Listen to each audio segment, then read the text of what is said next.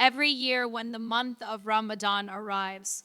A remarkable transformation spreads across the Muslim world. Homes begin to wake up before sunrise. Lights turn on in kitchens while the rest of the city is still sleeping. Families quietly gather around the table for a meal before the first light of dawn touches the sky. Soon after that, the fast begins. From that moment until sunset, millions of Muslims around the world will refrain from food and drink. They will move through their workdays feeling hunger, thirst, and fatigue. And when the sun finally begins to disappear beneath the horizon, people will gather, again waiting for the call to prayer that signals the moment they can break their fast. It is one of the most beautiful rhythms in the life of a Muslim community. The mosques become full at night. The Quran is recited more often than any other time of the year. People become more generous, more reflective, more aware of their faith. Ramadan carries a special atmosphere that touches even those who may not normally feel deeply connected to their religious practice. But there is a question hidden beneath all of this. A question that sounds simple, yet many people struggle to answer it clearly. Why do we fast? If you ask this question to different Muslims, you would likely hear many different answers. Some would say we fast so that we can experience the hunger that poor people feel every day. Others might say we fast because it is one of the pillars of Islam, an obligation that every Muslim must fulfill. And both of those answers contain truth. Fasting does help us become more aware of those who struggle with poverty. And yes, fasting is absolutely an obligation commanded by Allah. But if we stop there, we may miss something deeper. Because the Quran itself tells us the real reason fasting was prescribed, and that reason goes far beyond hunger. It goes far beyond routine. It goes far beyond simply fulfilling a religious duty. The Quran tells us that fasting was prescribed so that we may develop something called taqwa. That single word holds the entire purpose of Ramadan within it. Yet for many Muslims, the word taqwa remains vague. They hear it often. It appears in sermons, lectures, and Quran recitations. But they rarely pause to reflect on what it truly means. And without understanding taqwa, it becomes very easy for Ramadan to slowly turn into something predictable. Something that we repeat every year without allowing it to truly transform us. Think about how Ramadan usually unfolds in many households. At the beginning of the month, there is excitement. People make plans. They set goals. They decide how many pages of Quran they want to read each day. They promise themselves that this year will be different. This year they will change certain habits. This year they will become closer to Allah. And for the first few days, everything feels fresh. But slowly, the rhythm becomes familiar. The alarms before dawn, the rush of preparing food before sunrise, the long hours during the day while waiting for sunset, the gatherings at iftar, the prayers at night. And before we realize it, the month begins moving quickly. Sometimes it moves so quickly that people reach the last days of Ramadan wondering where the time went. They fasted, they completed the rituals. But inside their hearts, something feels incomplete, almost as if the deeper purpose of the month slipped quietly past them.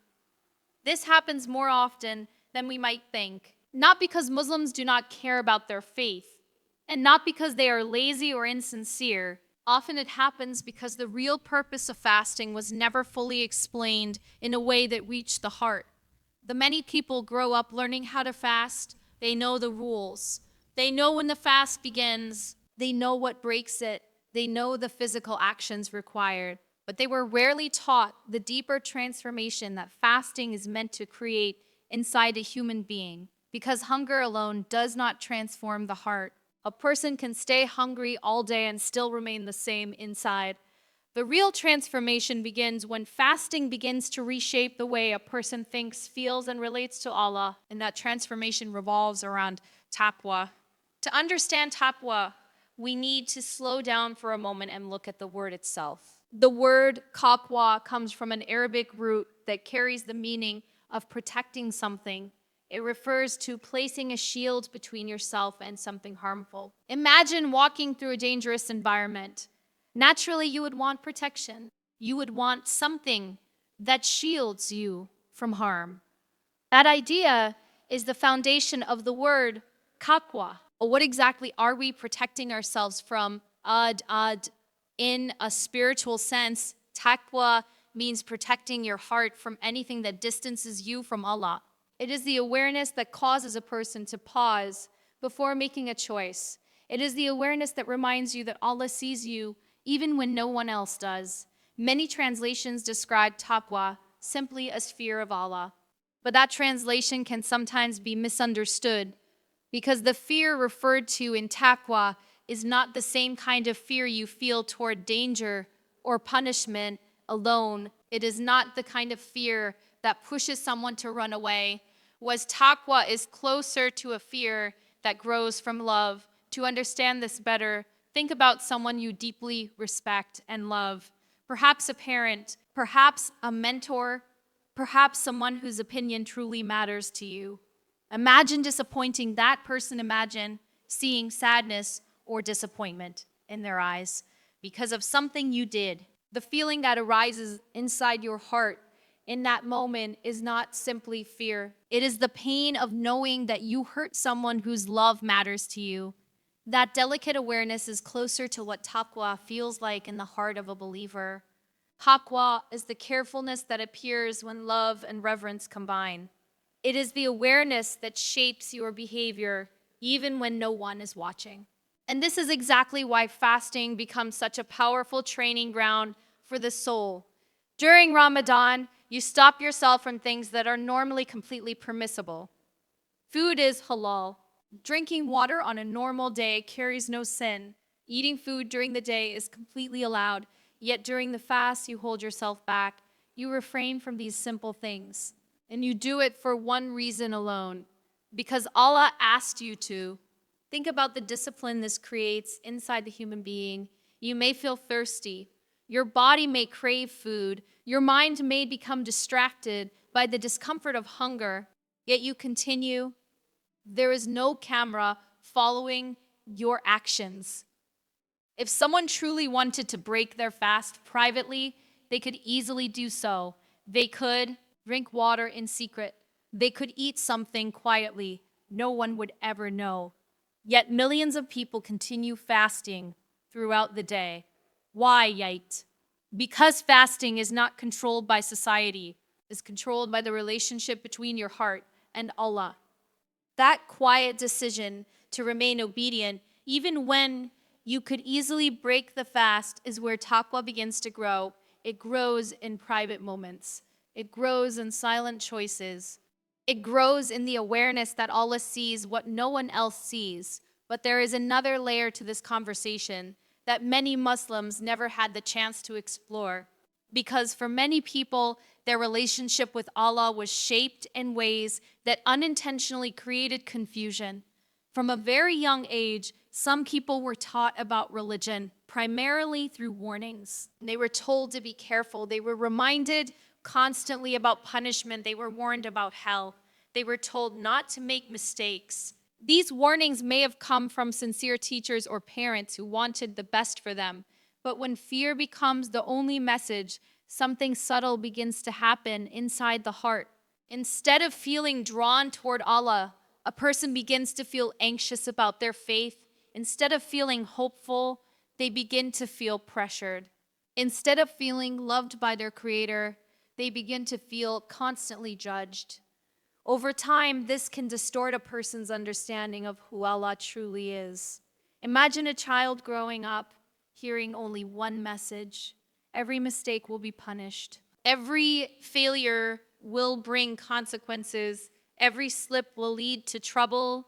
That child may learn to behave out of fear, but they may never develop trust. They may never feel safe seeking help when they struggle, and if they ever feel overwhelmed, they might try to hide their problems instead of seeking support. Something similar can happen when religion is taught through fear alone. A person grows up believing that Allah is constantly waiting for them to fail. Every mistake feels terrifying. Every weakness feels like proof that they are not good enough. And when people feel like they are not good enough, they often begin to distance themselves. They feel embarrassed to pray. They feel ashamed to return to the mosque. They begin thinking that their faith is broken beyond repair. But when we open the Quran and truly read how Allah introduces himself, we find something very different. Again and again, Allah reminds us of his mercy. Every chapter of the Quran begins with the same powerful words. In the name of Allah, the most merciful, be especially merciful, before any command appears, before any law is mentioned, before any warning is given. Allah introduces himself through mercy. This is not accidental. It is meant to shape the way we understand our relationship with him. And Allah himself tells us something extraordinary. His mercy is greater than his anger. His mercy comes before his punishment. These words reshape everything. It was meant to be built on love, hope, humility, and trust. But when this understanding is missing, another dangerous idea begins to grow quietly in the minds of many believers.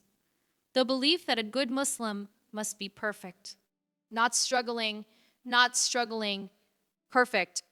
And that belief can create one of the most harmful spiritual cycles a person can experience, because when someone believes they must be perfect, they eventually fall into one of two emotional states. Either they feel proud when they are doing well, or they feel completely broken when they make a mistake. And both of those states can become dangerous if they are not understood properly.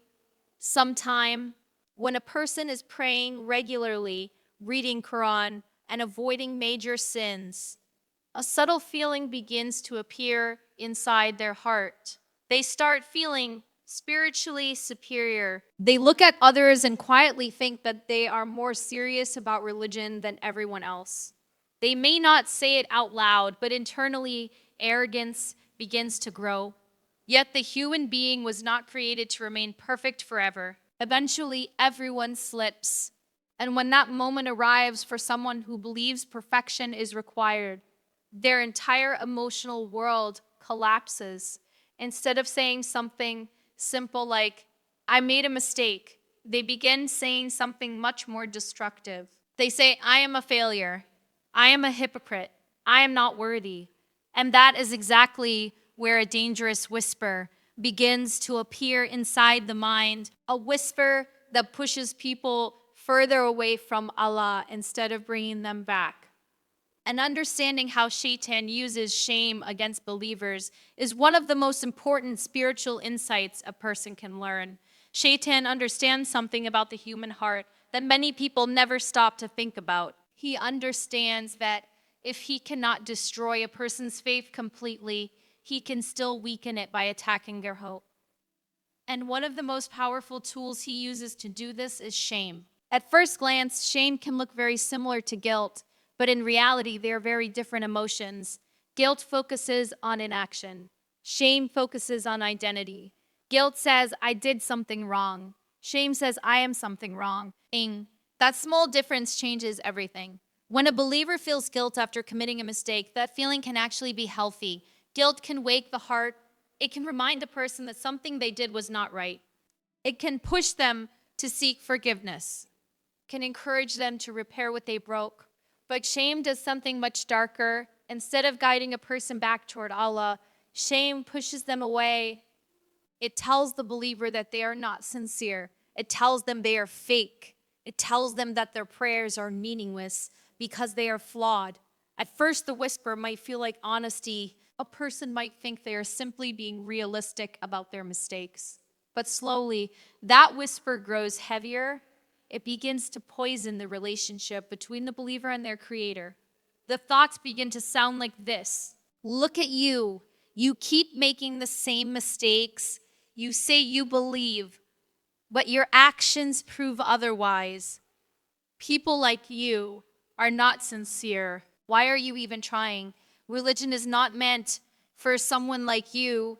When these thoughts repeat long enough, something tragic begins to happen. A person stops trying. They stop praying. They stop attending the mosque. They stop reading the Quran, not because they stop believing in Allah, but because they believe they have already failed beyond repair. And this is exactly what Shaitan wants. Because the moment a believer gives up hope, the door of return begins to close inside their mind. But Islam was never meant to be a religion that traps people in despair. The message of the Prophet of Levins about human beings was radically different from this perfectionist mindset. The Prophet once made a statement that completely transforms the way we understand the human journey. He said that every child of Adam makes mistakes, and the best of those who make mistakes are those who repent.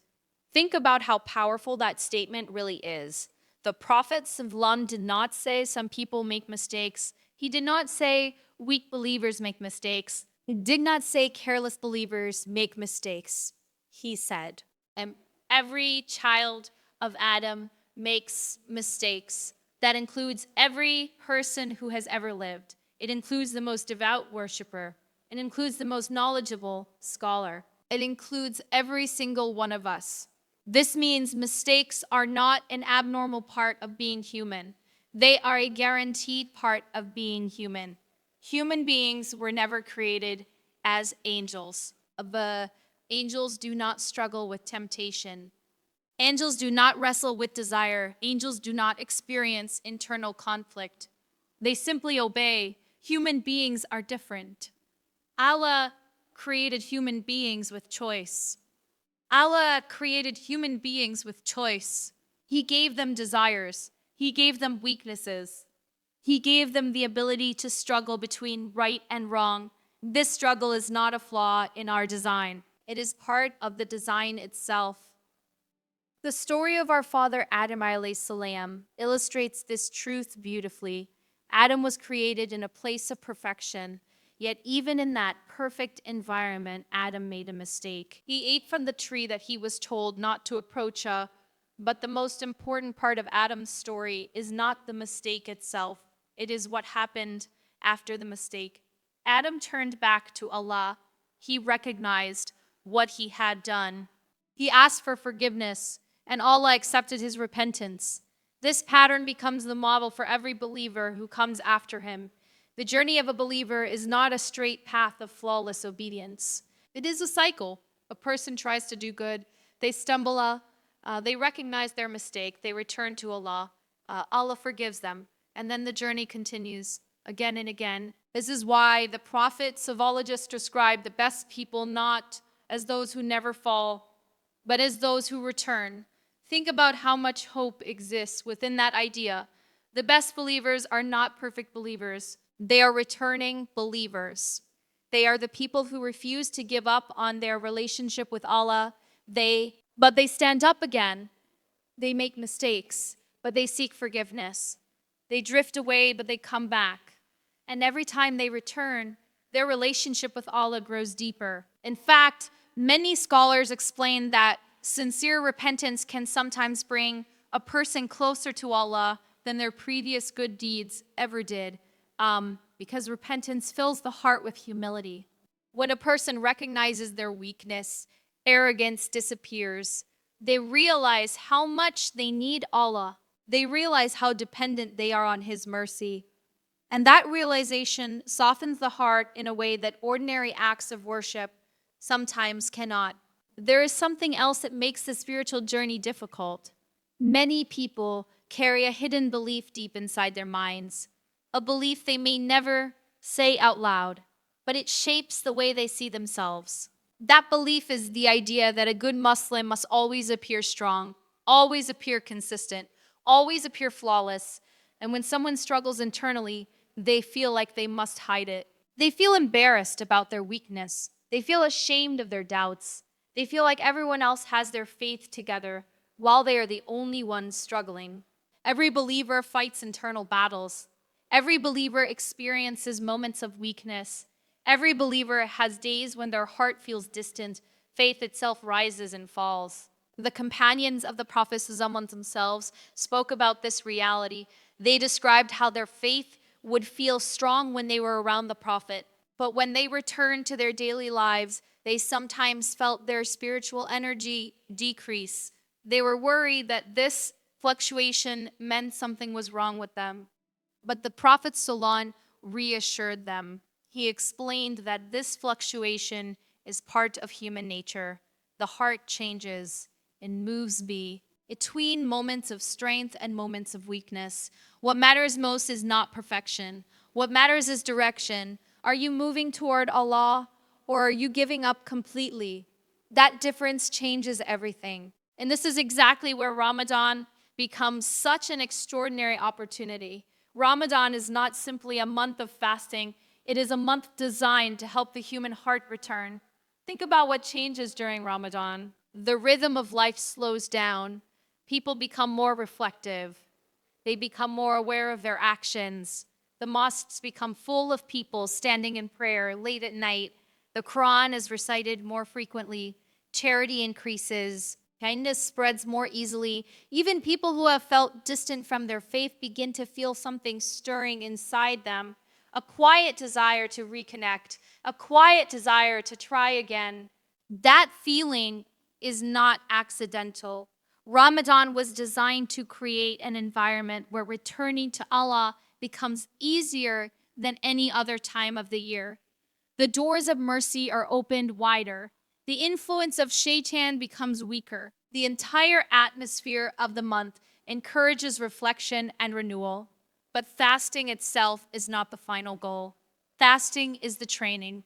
The real goal is what fasting builds inside the heart. Throughout the day, a person is constantly making small decisions. They feel hunger, they feel thirst, they feel fatigue. But each time they resist the urge to break their fast, something inside them becomes stronger. They are practicing self-control. They are practicing patience. They are practicing obedience. Every moment of restraint becomes a quiet reminder that their relationship with Allah matters more than temporary comfort. This discipline slowly reshapes the inner life of a believer. It trains the soul to pause before acting. It trains the mind to think beyond immediate desires, and this strengthens the awareness that Allah is always present. This is where taqwa begins to deepen. Taqwa grows in the small decisions that nobody else sees. It grows when a person lowers their gaze, even though no one is watching. It grows when they stop themselves from speaking harshly, even though they feel angry. It grows when they choose honesty, even when lying would be easier. Taqwa is not built in dramatic public moments. It is built quietly in the unseen parts of life, and fasting strengthens that private awareness. Because fasting is one of the most personal acts of worship a human being can perform. Prayer can be seen. Charity can sometimes be noticed, but fasting lives mostly in the private space between a servant and their Lord. Only Allah truly knows who is fasting sincerely, and this is why fasting carries such a powerful spiritual impact. It trains the heart to care more about Allah's awareness than the attention of people. But as this awareness begins to grow, something else begins to change as well. A believer starts to see their mistakes differently. Instead of feeling crushed by shame, they begin to see mistakes as opportunities to return. Instead of believing they are broken beyond repair, they begin to remember that Allah's mercy is greater than their failures. They begin to understand that the path to Allah was never meant to be walked perfectly. It was meant to be walked sincerity. And sincerity does not mean never falling, but sincerity means refusing to stay down. Every time a believer turns back to Allah, their relationship grows stronger. Every time they seek forgiveness, their heart becomes softer. Every time they stand in prayer again after drifting away, they take another step closer to the peace they have been searching for. This is the deeper meaning behind Ramadan. Ramadan is not only about staying hungry. It is about rediscovering the relationship between the human heart and its creator. It is about remembering that Allah's mercy is always greater than our mistakes. It is about learning that our worth is not measured by perfection. It is measured by our willingness to keep returning. And as the days of Ramadan pass, the believer slowly begins to feel this transformation inside their heart. Their awareness becomes sharper, their gratitude becomes deeper. Their connection with Allah begins to feel more real. And this is exactly where the deeper purpose of fasting begins to reveal itself. When the heart begins to taste this awareness, something subtle starts to change inside a person. Life itself begins to feel different. The same daily routines continue. People still go to work. They still attend school. They still deal with responsibility, stress, and challenges. But inside the heart, a quiet shift begins to happen. The believer starts to move through life with a deeper awareness that Allah is present in every moment. This awareness is what transforms ordinary actions into acts of worship. A person begins to notice the small choices they make throughout the day, how they speak to others, how they respond when they feel angry, how they behave when they are alone, how they react when something does not go their way. Before taqwa begins to grow, many of these moments pass without reflection. A person reacts automatically. They follow their emotion, they follow their impulses. But when taqwa begins to take root inside the heart, something different happens. A pause appears, but that pause changes everything. In that brief moment, the believer remembers Allah. They remember that their actions matter. They remember that every choice either strengthens or weakens their relationship with their Creator. This pause, beko, is one of the most powerful spiritual tools a person can develop. Someone says something hurtful, and the immediate response is anger. Someone behaves unfairly, and the immediate response is revenge. Someone feels tempted, and the immediate response is indulgence. But taqwa creates space between the impulse and the action. It allows the believer to step back for a moment and ask a simple question. What choice would bring me closer to Allah right now? Sometimes the answer requires patience. Sometimes it requires forgiveness. Sometimes it requires walking away from something that feels tempting, that we were wrong. These moments are rarely dramatic. We were wrong. These moments are rarely dramatic. They often pass quietly, but they slowly shape the character of a believer. Over time, these small decisions begin to reshape the heart itself. A person who practices patience repeatedly begins to develop a patient nature. A person who practices forgiveness begins to develop a forgiving heart. A person who repeatedly chooses honesty becomes someone whose integrity is trusted. This is how spiritual transformation actually occurs, not through one single dramatic moment, but through thousands of small choices that gradually reshape the soul. Ramadan accelerates this process. The entire month acts like a training ground for the heart. Every day of fasting teaches discipline. Every night of prayer strengthens humility. Every moment of hunger reminds the believer of their dependence on Allah. And slowly, the heart begins to soften. A person begins to feel gratitude more deeply. When they take their first sip of water at sunset, they feel appreciation for something they once took for granted. When they eat a simple meal after a day of fasting, they remember that countless people around the world experience hunger, not as an act of worship, but as a daily reality. This awareness creates compassion. It reminds the believer that blessings should never be taken lightly, and gratitude itself becomes a powerful form of worship. Because gratitude keeps the heart connected to the one who provides every blessing. But Ramadan also teaches something even deeper. It teaches the believer that their soul is capable of far more discipline than they previously believed. Outside of Ramadan, many people feel controlled by their habits. They feel controlled by their cravings. They feel controlled by their distractions. But during Ramadan, something remarkable happens. For an entire month, people demonstrate extraordinary self-control. They wake up early. They resist food and drink. They control their anger. They try to avoid gossip and harmful speech. They increase their prayers. They read more Quran. They give more charity. And they do all of this while managing the same responsibilities they carry throughout the rest of the year. This realization becomes extremely important because it shows the believer something powerful. about themselves. It shows them that change is possible. It shows them that they are capable of discipline. It shows them that they are not prisoners of their habits. Ramadan reveals the strength that was already hidden inside the soul. But here is the question that many believers face as the month begins to come to an end. Every year, people feel a mixture of emotions when the final days of Ramadan arrive. There is gratitude for the opportunity to experience the month. There is sadness that such a beautiful time is ending, a month. And there is often a quiet worry, a worry that the spiritual energy they felt during Ramadan might begin to fade. Many people have experienced this feeling during Ramadan. Their prayers felt more meaningful.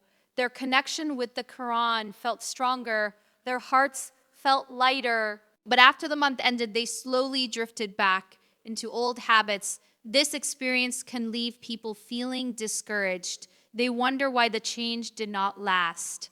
They wonder if something is wrong with them. But the reality is much simpler. Ramadan was never meant to be the destination. Ramadan is the training period. It is the spiritual reset that reminds the believer what their heart is capable of becoming. The purpose of Ramadan is not to create a temporary version of ourselves that only exists for 1 month. Its purpose is to awaken something inside us that we carry into the rest of the year. Even if the intensity of worship changes, the awareness we gain should remain. The discipline we practice should remain. The connection we rediscovered should remain. This is where taqwa continues to grow. Because taqwa is not limited to Ramadan. Taqwa is meant to guide the believer through every season of life, through moments of success, through moments of hardship, through moments of weakness. Life will always include challenges. There will be days when faith feels strong, and there will be days when faith feels distant. There will be moments when obedience feels easy, and moments when temptation feels overwhelming. But the believer who understands the true purpose of Ramadan carries one important lesson with them. Their relationship with Allah is not defined by perfection. It is defined by persistence. They understand that mistakes will happen. They understand that their heart may drift sometimes. But they also understand something equally important. The door of return never closes. Every prayer becomes an opportunity to reconnect. Every moment of repentance becomes a chance to begin again. Every sincere intention becomes a step back toward Allah. This understanding removes the heavy burden of perfectionism. It replaces it with something healthier. It replaces it with hope. Hope allows the believer to continue walking forward, even when they stumble. Hope reminds them that Allah's mercy is always greater than their failures. Hope encourages them to keep trying even when progress feels slow. And slowly, over time, that hope transforms the heart, because the believer who refuses to give up eventually begins to see the fruits of their effort. Their patience grows deeper. Their character grows stronger. Their trust in Allah grows more complete. And the peace they were searching for begins to settle quietly inside their heart. This peace is one of the greatest gifts Allah gives to those who seek Him sincerely. It is not the absence of difficulty. Life will still include trials, but it is the presence of something deeper, a sense that no matter what happens, the believer is never truly alone. Allah is always near. Allah is always where.